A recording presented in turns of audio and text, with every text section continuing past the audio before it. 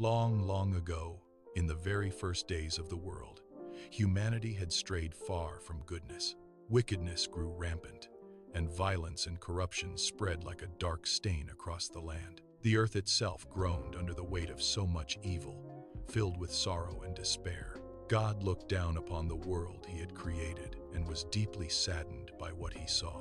He decided that a profound cleansing was necessary to wash away the pervasive sin. Yet, amidst this widespread depravity, there was one man who stood apart from the rest. His name was Noah, a man of unwavering righteousness and deep faith in God.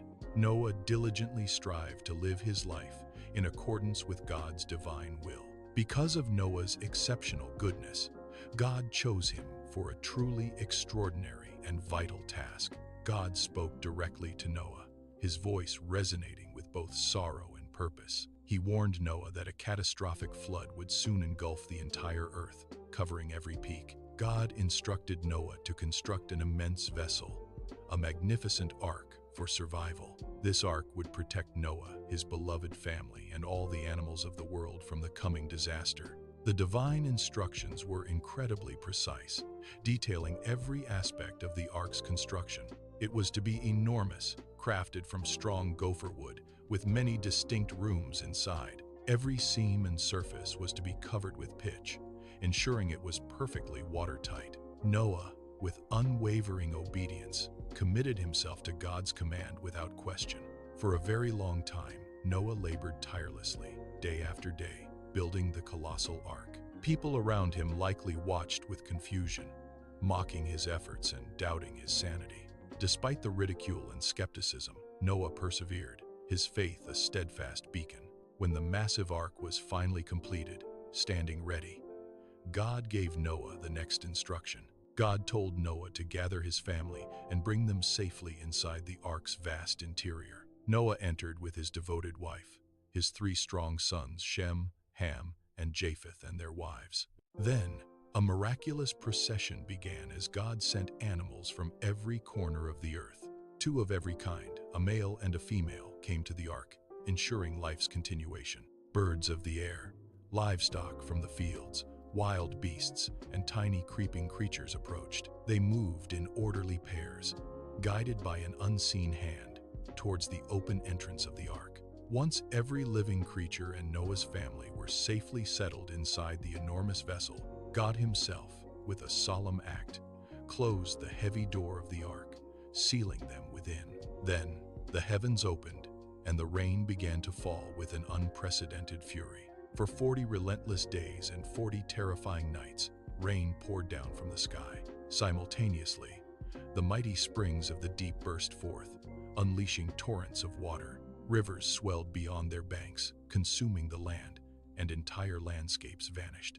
Eventually, the entire earth was submerged beneath a vast, churning ocean of water. Even the loftiest mountains, once proud and unyielding, were completely swallowed by the flood. Everything that breathed outside the protective confines of the ark perished in the deluge. But the ark, a beacon of hope, floated safely and securely upon the tumultuous waters. Inside, Noah and his family diligently cared for the diverse array of animals. They waited patiently, day after day, as the great flood covered the entire world. After many long and silent months, a new phase began as the waters slowly started to recede. The ark, guided by divine providence, eventually came to rest upon solid ground. It settled gently on the majestic, towering peaks of the mountains of Ararat. Noah waited with anticipation, allowing ample time for the earth to dry sufficiently. To ascertain if the land had reappeared, he first released a raven from the ark. Later, he sent out a gentle dove, hoping for a sign of new life and dry ground. When the dove returned, carrying a fresh, vibrant olive leaf in its beak, Noah rejoiced. He knew then that plants were once again growing, and the floodwaters were steadily diminishing. Finally, after enduring so much, God spoke to Noah, declaring it was safe to leave the ark. Noah, his family, and all the animals stepped out onto the newly cleansed, dry ground. The earth was reborn, fresh and pristine, a testament to God's powerful renewal. Noah, filled with gratitude, built an altar and offered heartfelt thanks and worship to God. In response to Noah's devotion, God made a profound promise, a sacred covenant. This covenant was made with Noah, his descendants, and with all living creatures on earth. God solemnly promised that never again would a flood destroy the entire earth in such a way. As a beautiful and lasting sign of this eternal promise, God placed a rainbow in the clouds.